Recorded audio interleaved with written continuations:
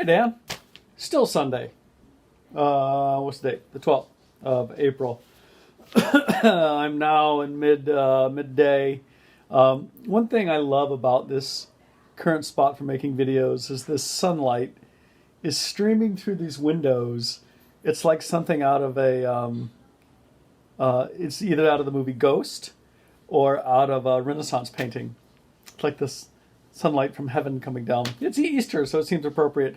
And look, right there, whoop, Easter bunny.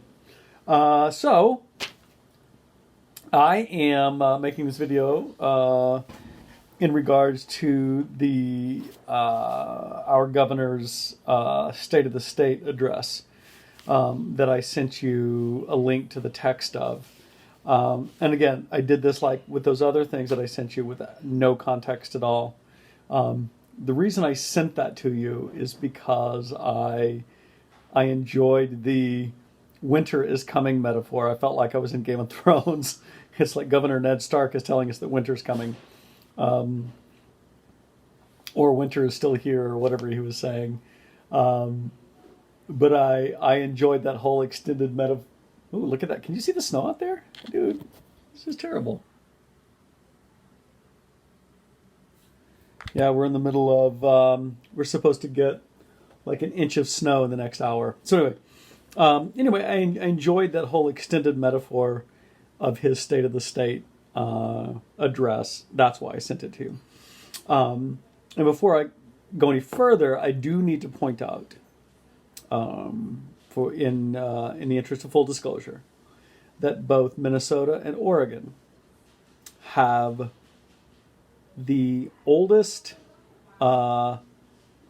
people who have been tested positively, who have tested positive for COVID-19, who have recovered from it.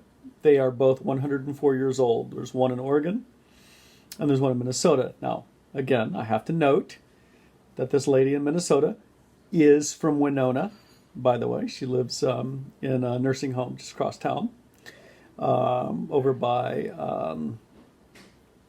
Cotter High School. And she recovered with no ventilator, with just a little bit of Tylenol to help keep her fever down. She did have oxygen, and she is 10 days older than the person in Oregon. That's all I'm saying. Does clearly, though, give us both authority to speak intelligently about these issues. That's what we're doing. So that State of the State, that came out on April 6th. And I absolutely hear what you're saying about wanting details, wanting data. And, again, with this other conversation we had about relying on, how did you put it? Experts, hold on, what was it? Relying on domain experts.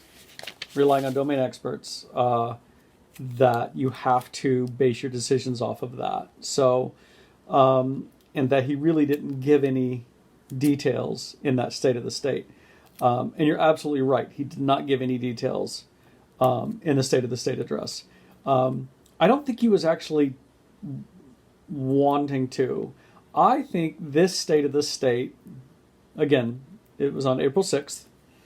The State of the State address was designed to be a Henry V once more unto the breach speech. Do you know that famous soliloquy in Shakespeare's Henry V where the English are in France and Henry V is rallying both the nobles and the yeomen to fill the breach to the castle with English dead, even if they can't take this castle, they are going to die trying. And he is rallying them around this action. And actually, that's what I feel like Walz was trying to do. He was trying to make an emotional connection with an entire state of people, which is really, we have a pretty big state, pretty evenly divided between Republican and Democrat, between working class and professional class. You've got all of northern Minnesota. You've got southern northern Minnesota with the miners, the pit mines and the taconite mines, and you've got the nickel mines, and you've got the southern and western Minnesotas, which are mostly farming and agriculture. I guess that's the same thing, isn't it? And then, of course, you've got the urban areas around around St. Paul, Minneapolis. So anyway, I think he was trying to rally the troops and try to make an emotional connection that he understands where they're at, he appreciates what they're doing, and he's calling us to continue it. And no, there was no details in there as to when this is going to end, any of that. At that point, on April 6th, we had a current order, which was, we were under a current executive order, which kept everything closed until April 10th. That would be Friday. So the date of this was Monday, or the day of this was last Monday. So we were under this current executive order, which expired on Friday, April 10th. So he's essentially putting out this emotional rallying cry. And I think he was doing it in preparation for his newest executive order on April 8th. And that executive order essentially said, I'm going to continue this previous order beyond April 10th all the way to May the 4th. So the executive order is actually pretty interesting. I was reading through it. So what he does is in this executive order, he first defines COVID-19 as a threat. He defines the current state, or talks about the current state of COVID-19 in both the country and Minnesota specifically. He talks about what Minnesota has done thus far to stem the tide of it, and why. He then touches on federal government recommendations. He puts this executive order, Minnesota's executive order, in context with other executive orders, what other governors are doing throughout the country. I think just to say, okay, hey, listen, we're pretty reasonable in our response, in that look at everybody else's responses. Not necessarily justification yet, but that's. He then defines critical sectors, because those are the groups that are exempted from the order. He then states what the lawful authority is to issue the order. Then he states the executive order itself, which again keeps everything kind of status quo until May 3rd or May 4th, which is non-critical businesses, schools, theaters, all that stuff closed. And then as part of that executive order, he directs the commissioners, the offices of Minnesota Department of Health, Economic and Development, and Labor and Industry to continue working on the plan and to communicate that plan to the state, to the peoples of Minnesota, for when it's going to be safe to resume normal life. So I think that's to your point of, how do we know when this is going to happen? So he says, this is what my order is. This is, why I'm doing it. And I want these agencies, who I'm getting information from, to provide you with information on when it's going to be safe to go back to normal. So that's those, what do you call them? Domain experts, right? Those are the various domain experts that he's referring to, that he's relying on for information. And then, so that was the executive order on the 8th in the evening. And then the morning of, so essentially Thursday night, the 9th, but Friday morning, the 10th, Minnesota Department of Health officially releases, let me go back and look at it. They release their COVID-19 modeling. So on that main page, they say, okay, here's here's why we're modeling.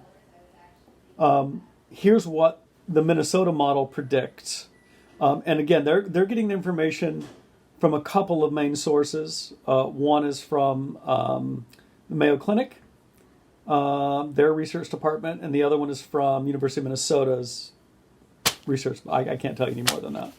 But they're saying, okay, so here's what the Minnesota model predicts. Here's how we created our model. Here's why it's important, and here's what comes next. And then they have a whole set of more information if you want technical documentation, if you want frequently asked questions, video briefings, those kinds of things. So, and of course, the whole point of that is to get to say, okay, here's why the governor did what he did. Here's what he's basing it on. And here's when we think it's going to be safe to get back to normal. So there was an article in the Star Trib Friday morning, the Minneapolis Star Trib, Friday morning, saying the headline is "The Modeling Supports Walz's Call to Wait." So this is what Walz is referring to, basing his decisions on. And essentially what they're saying is these models suggest that if we can wait until May 4th, there's actually two models. One, stay the way it is right now until May 4th. The second one is let the gates go back open, except for over 60. Anybody over 60 has to stay locked down, essentially.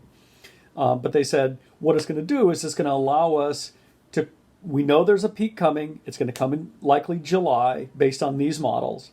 But we will be ready for it because we will have this infrastructure in place in order to handle the influx of new cases, which will then drive down the mortality rate because we will be able to treat. So anyway, I don't know. I feel pretty good about at least that information and where, where Minnesota's at. Hold on. I'm going to see if I can clean this camera.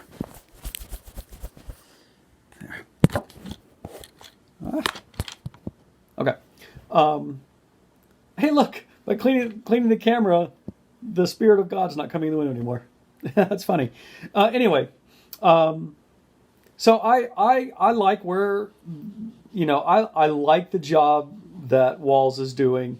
I did find that his State of the State was, when he was invoking Gettysburg and invoking World War II and liberating Europe, it was a bit corny. It was a bit over the top. But I understand why he's doing it. Like I said, he's trying to rally a whole state's worth of people to accept this emotionally. That what they're doing is important and it matters and it's working, and et cetera, et cetera. So anyway, that's my story. And in Minnesota, like the snow, I'm sticking to it.